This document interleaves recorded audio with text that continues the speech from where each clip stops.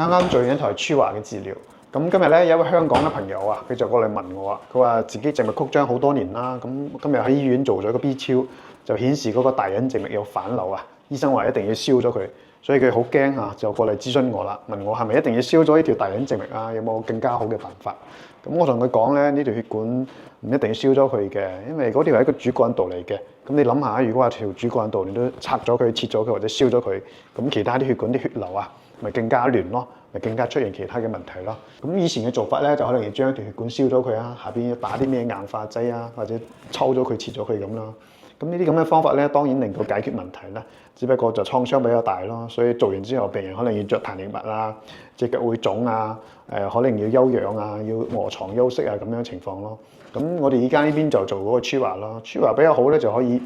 保護呢個大隱靜脈，唔需要廢除佢嘅啊。佢就揾到關鍵嘅一個根源，處理根源就 O K 噶啦嚇。咁保護佢嘅另外一個好處咧，就可以話令到呢啲細嘅分支嘅血流啊，可以回流翻去。